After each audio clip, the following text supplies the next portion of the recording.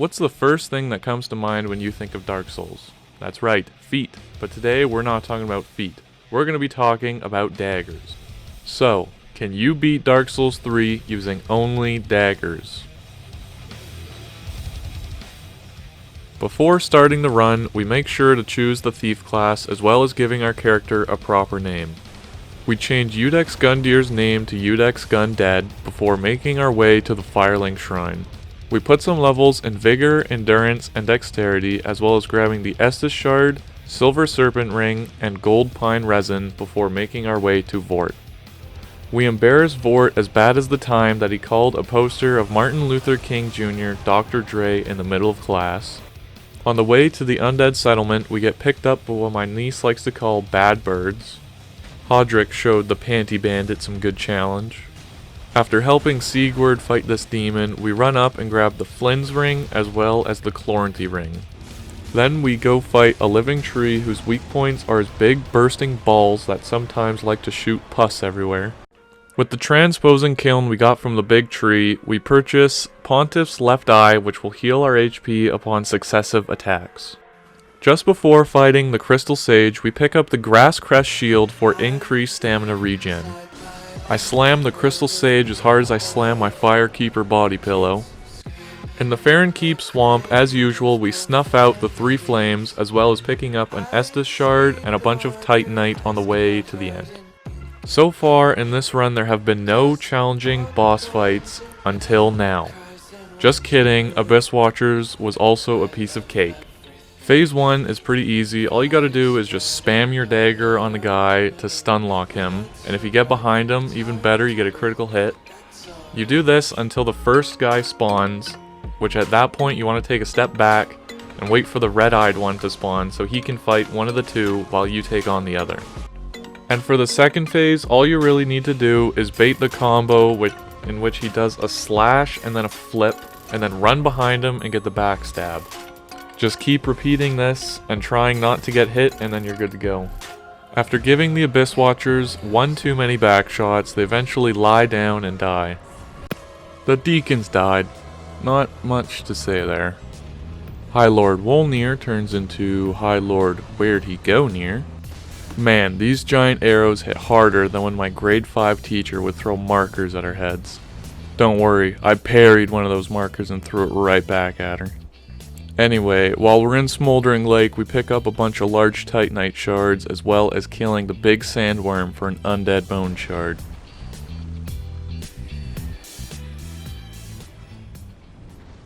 And now for a little song and dance while I fight the dancer.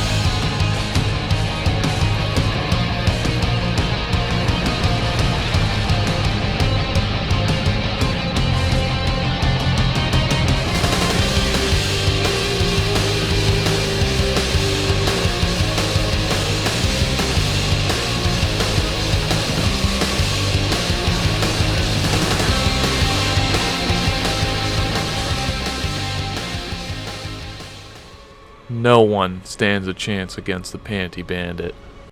In the Consumed King's Garden, we pick up an Estus Shard as well as a few Titanite chunks before ultimately dying to Osiris because I'm a dumbass.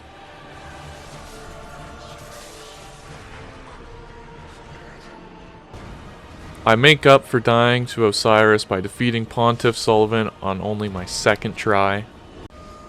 Old Demon King is easy as usual. All you gotta do is stay close to him, keep swinging, and if he does a fire attack, just roll away. And just like that, Old Demon King is Old Demon dead. These jokes will never get old, folks. Now it's time to run through the spooky, scary Irithel dungeon. Bah! Don't worry, you're not the only one that shit their pants after that. Yeah, I do not have the patience for yhorm right now. We're gonna have to come back to this one later. Aldrich is yet again another pretty easy boss. Thankfully, I didn't have to deal with that annoying ass arrow spam in the second phase of the fight. And a useful tip for fighting Aldrich, whatever corner you stand in, when she teleports away, they will always teleport to the complete opposite corner of the room. Aldrich, Devourer of Gods? More like Aldrich, Devourer of Ass, because of how bad I shit on him. Not much to say about the next boss, Osiris. All you really gotta do, just stay close, dodge attacks, I don't know what else to say. Osiris the Consumed King? More like Osiris the Consumed Ass, because of how bad I shit on him. Man, that was just as funny as the first time. Champion Gundyr? More like Champion Gun at. Okay, I'll stop. The Ancient Wyvern fight ended as quick as it started.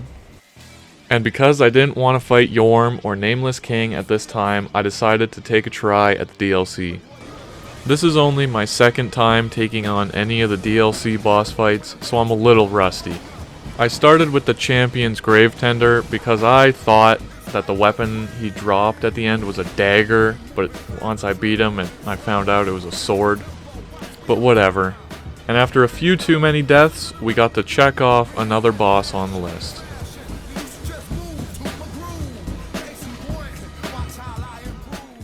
In between the Champion's Gravetender and the yhorm fight, I took a little break and watched some YouTube videos on my phone. One of the videos I watched had a very good method of taking down yhorm. I'm pretty sure the video was by JK Leeds, but I'm not entirely sure. But basically, if you keep hitting yhorm's right hand, he will eventually stagger, which lets you get a critical hit on his big round head. My strategy for this fight was to bait out the attack where he slams his machete straight down to the ground, so I could get some hit on his hands, then I would run in between his legs to get him to do it again. Just copy and paste this for the first and second phase of the fight, and the Colossus will come crashing down into his shadow. As usual, the hardest part of the Dragon Slayer armor fight is trying not to fall off the edge. But if you don't die to gravity, pretty easy boss. And just like that, Dragon Slayer armor goes down harder than the piece of hair I found in my burger this morning. Goddamn, looks like someone had a long day. I took a few hits at the start of the twins fight, because like an absolute goof I was staring at my phone. Either the daggers are really good in Dark Souls 3, or I'm just a god gamer, but pretty much every main game boss was not really that hard for me to beat. Most of my deaths in this run were either from complete bullshit trying to get to a boss, or just fighting a DLC boss. So with that being said, yet another boss done first try. Putting all the Lords of Cinders on their thrones, we now have access to the final fight of the game, as well as the second DLC. So the first thing I do when I hop in the Ring City DLC is I run and grab the Aquamarine Dagger, which I never ended up using because I had no idea there was an intelligence requirement on it.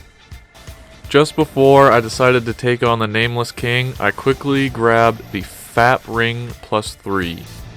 The Nameless King is widely considered as the hardest boss of the base game in Dark Souls 3. Personally, I think the Soul of Cinder is more hard, but I'm just bad. Also, at this point of the run, I finally decided to try out different daggers. For Nameless King, I used the Brigand Twin Daggers. I like the two-handed moveset, but personally, I think the Bandit Knife is better, or whatever it's called. I also tried out the Corvian Great Knife later in the run, and to me that one's my favorite dagger to use. And after beating Nameless King, I decided to name him Ass, because of how hard I shit on him. Sorry, I had to bring that joke back. Going back to the Ashes of Ariandel DLC, I decided to take on Sister Fried. And as a shocking turn of events, she actually changed my name to Ass because of how bad she shat on me. So after getting shit on by Sister Fried, I thought it would be a better idea to instead get shit on by the Demon Prince. The way that the Demon Prince fight works is in Phase 1, there will be two demons after you, one the Demon in Pain and the other the Demon from Below. After killing both demons, the second one you killed will be resurrected with the powers of the first one you killed, meaning there are 2 different phase 2s for this boss fight. Whatever one you want to kill first is up to personal preference. However, from my experience, it's best to kill the demon in pain first. That way, when you're in the second phase, you don't have to deal with meteors falling from the sky. You just have to deal with a big laser that's pretty easy to dodge. And after all that, the demon prince is now the demon shit because of how hard I asked him. One last ring to grab and then my build is fully complete. Oh my fucking god, I hate this boss. I don't know why, but for some reason this boss was the second hardest boss for me in this run, second only to Sister Freed. Every single time I died to this annoying ass boss, I'd have to run back in the arena and wait for this big douchebag to re-summon the guy so I could fight him again. Not even kidding, this boss made me want to cut out all the DLC stuff from this video and only do the main game, but I sucked it up and I beat the boss anyway. And after far too many deaths to this dumbass boss, I finally beat him. And after that complete shit show, we move on to a boss that's objectively even harder than Half-Light, but for some reason, I found way easier than Half-Light. I died to Slave Knight Gale only 3 times, whereas Half-Light at least quadruple that. I don't really know any good tips for beating this boss other than 1. Bring poison, and 2. Learn how to dodge his attacks. It's really not that difficult as long as you know his moveset. Because of Slave Knight Gale's constant hunt for the Dark Soul, he ended up looking up my Dark Hole and I shat on him. Dark Eater Madir was another surprisingly easy boss. This one I only ended up dying to it once. All I did for this fight was I put gold pine resin on my dagger for a little more damage, and then I just tried to stay around his head as much as I could. Not much else to say about this boss other than the fact that I changed his name, but this time I won't tell you. Okay, fine, I'll give you a hint. It rhymes with Schmidt Eater Madir. Leave your guess down below in the comments. And now back to Sister Freed. My strategy for this fight this time was to go in with the bandit knife, put some lightning on it since she's weak to both bleed and lightning, so I could get a little extra chip damage there. Then I would just try to play this fight as safely as I possibly could, because to me this is the hardest fight in the game. I'm just really, really bad at this one. I'm pretty sure this fight ended up taking me around 15 minutes, I think, because of how passively I was playing it in the third phase. The second phase of this fight is by far the easiest. All I did was just run up to the big guy and spam R1 on him. This works out pretty well since, thankfully, in the second phase there's not 2 separate health bars for both Sister Freed and the big guy, just 1. The only attacks in the third phase that I would punish her off was the one where she goes invisible and shoots ice at you, and the other is where she charges up her scythe, spins it around herself, and charges at you at the same time. And after a very long, hard fight, I finally pulled off the win. And now, we're finally on the final boss of the entire run. As this fight plays out in the background, there's a few things that I would like to say. Firstly, this run took about 9 hours, 57 minutes, and 26 seconds, and I died a total of 77 times. Dying 77 times is quite a bit, so I will say in my defense, most of these deaths were outside of boss fights. Not that that makes it any better or anything.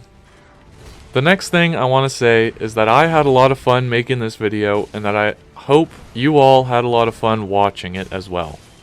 And if you've made it this far into the video, I would really appreciate it if you could like my video, subscribe, or maybe even comment any ideas you have for a future video you want me to do. I'm always looking for more excuses to play a Dark Souls game, after all. And now with that all out of the way, let's get back to the Soul Ascender fight. The first phase is as easy as it always is. And the second phase made me go plink, plink, plonk. So now, as the Panty Bandit links the first flame, I'd like to say good morning, good night, and goodbye.